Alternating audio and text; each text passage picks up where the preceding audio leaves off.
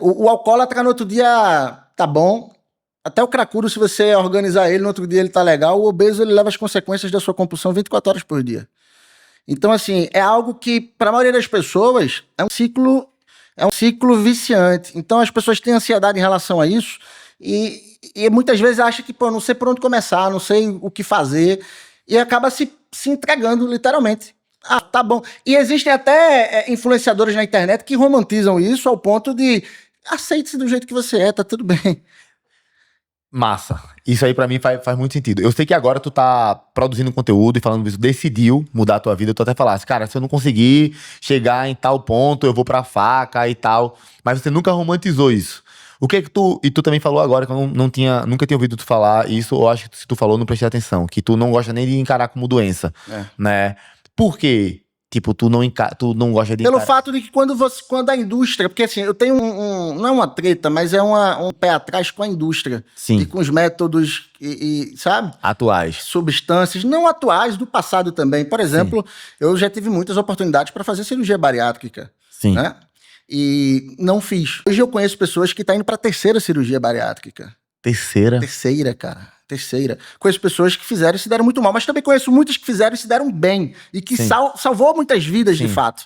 Tem agora a canetinha, né? Tipo assim, todo mundo tá falando. Eu vi uma meta-análise falando que é uma puta droga e tal. Eu estudei, li, né? Só foi um estudo que eu li, foi uma meta-análise. Eu gostei do que eu li, os estudos tão robustos, né? Tem muita gente que eu vi... Vamos conversar sobre isso então. O que é que tu acha? Porque assim, eu vi gente que disse literalmente, não foi ninguém que me falou, a pessoa saiu da boca dela pra mim, vou tomar para o resto da vida. Isso pra mim é um problema. Eu já sabia que isso ia acontecer antes da indústria promover que seria pro resto da vida. Eu tinha certeza absoluta que isso aconteceria, velho. Quando começou a se promover as canetas... Porque tem gente que toma, muda o hábito e acabou. Mas tem gente falando, cara, eu vou parar pra quê? Esse eu vou parar pra quê? Então tá, ele delegou o equilíbrio da vida dele pra algo. Então, isso aí me pegou. Porque e você como estoicista, você como um samurai da vida normal... Sabe formado em psicologia? Eu lembro sim. Sou formado em psicologia. Pronto, então assim, cara, a gente pode abordar... meu campo, minha resistência, digamos assim, para determinadas soluções é no campo psicológico, cara, é no campo comportamental, tá? Porque embora eu tenha essa compulsão, eu sou um cara autoconsciente, nunca fui vitimista e entendo que é uma carência minha na vida, mas sou consciente sobre essa carência. Eu não sou o capão, não sei por que eu engordei. Engordei porque eu comi muito. Sim. Através da minha compulsão e tudo mais. Mas, cara, simplesmente, bicho, eu acredito que as pessoas, elas querem ser emagrecidas. E o fato delas quererem ser emagrecidas faz com que ela delegue essa questão. O que, cara, sinceramente, novamente eu vou pontuar, porque às vezes no dia a dia as pessoas é muito binária, preto e branco. O cara é contra, eu não sou contra, não. Já usei no passado, antes de ser um mamute. Sim. Já usei, cheguei a botar um balão gástrico na minha barriga usando caneta. Caramba, engordei 40 quilos com esse balão, com caneta, ao ponto do balão explodir na minha barriga. Explodir na minha barriga. Eu não sabia disso, velho. Já relatei em outros podcasts. E como foi a retirada disso? Teve que sedar de novo? Teve que sedar, tudo isso. Caramba, e tirou. Fui pro médico na mesma hora. Fui fazer xixi, vi o xixi azul. Eu digo, e agora? Que é isso? Eu levei uns 5 minutos pra entender. Aí eu digo, que xixi azul, irmão? Que porra é? Aí era o balão que tinha estourado, cara. Fui imediatamente, o médico disse, vem imediatamente que loucura, pro hospital. Cara, eu não fazia a mínima ideia disso. Então, o que eu quero dizer, cara, veja só, eu não sou um cara totalmente avesso a um método, a uma substância. Deixa eu ver se eu entendi. Tu acredita que o problema é fazer isso à torta direita, desacompanhado, delegar para o resto da vida, isso que é o que a indústria sempre quis? Eu tenho uma convicção. Não existe uma solução externa a médio e longo prazo para um comportamento interno. Uou. Não existe. Muito bom. Isso aí dá pra anotar. Essa aí é sinistra. Essa é sinistra. Eu não sempre falo isso. Não existe solução a médio e longo prazo externo para um comportamento interno. Equilibrar um comportamento a longo prazo. Não tem interno, não tem, cara. Concordo. E as pessoas... Por que a questão da... Você perguntou, por que você não gosta muito da palavra doença? Por mais que seja reconhecido pelo OMS e tal, tudo bem, é uma CID, né, que se fala. Ok, mas o ponto é o seguinte, quando você fala pro povão, pro Serão, pra Dona Maria, pro seu Zé, normal, e uma doença, eita, eu tô doente. Se eu tô doente, eu preciso ser curado. Doutor, me cure. Eu preciso ter cuidado. Eu quero imediatamente me cura. Entende? Ou seja, é um jogo de palavra onde, embora seja de Sim. fato reconhecido e tá tudo Sim. bem com isso, mas o fato, particularmente, de eu não gostar é porque faz com que as pessoas se coloquem naquela posição de não tenho o que fazer, infelizmente, então eu preciso que alguém faça por mim. Quando tu falasse uma coisa agora, antes, que pra mim é que é o ponto da virada, que o mundo tá binário, né, bicho?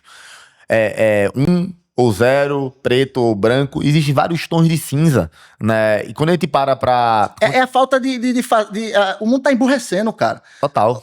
É falta de capacidade de fazer associações, Total. distorções. Eu não vou entrar aqui, porque não é o tema do podcast, eu não vou entrar em política, mas teve um episódio que eu vi no YouTube que eu gostei demais, velho. O cara, ele pegava várias frases do Lula, totalmente abjetas, e várias frases do Bolsonaro, totalmente abjetas, e ele chegava pra um cara que era lulista, e ele falava essas frases do Lula, dizendo que era do Bolsonaro. Ele acreditava, né? O cara ficava puto. Puto, aí quando ele dizia que era do Lula, o cara, não, impossível. Aí o cara ia lá e mostrava, o cara dava teve uma pessoa que eu vi que ela realmente entrou em paranoia ali naquele momento. Porque quebrou a imagem mental. Mesma coisa o contrário, o cara chegava pro cara que era bolsonarista e mostrava a frase do Bolsonaro dizendo que era do Lula, o cara que é um ladrão. Mas qual é o problema aqui? Que as pessoas, elas, coisas que deveriam ser racionais, como qual vai ser o meu voto, Sim. se torna emocional. E de crença pessoal. Torcida, pô. De crença pessoal. Porque o que acontece? Quando eu falo. Isso, inclusive, fala muito na liderança quando a gente vai falar sobre feedback. Quando a gente fala sobre feedback, segundo a teoria, ela fala o seguinte: ó, tenta evitar falar emoção, sentimento, né? Tente falar um caso objetivo, né? E não fala tipo assim, ó, eu sinto que você tá desmotivado, você não tá com brilho nos olhos. Por quê?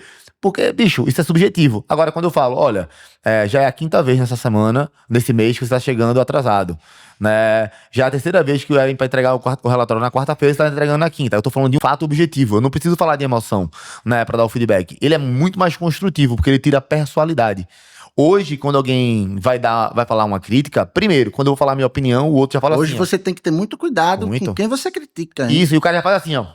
Ou seja, dependendo até mesmo do sexo, você criticar um tom um pouco diferente, game over. Pode mudar 100%.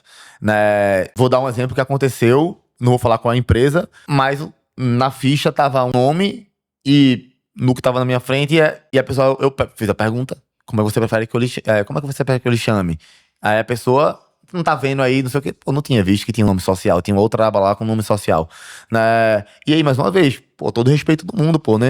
Mas Giga, resumindo, isso é como o meu campo, eu tô na internet lutando contra o maior desafio da minha vida, que é a questão da obesidade. Sim. Isso se atribui até pela obesidade. As pessoas, elas não têm um senso de identidade e a maioria das pessoas hoje são absolutamente distraídas por emoções que não nasceram com elas, cara. A maioria das pessoas, e eu trago isso pro campo da obesidade, que é o campo que eu abordo, esse que é o maior desafio da minha vida.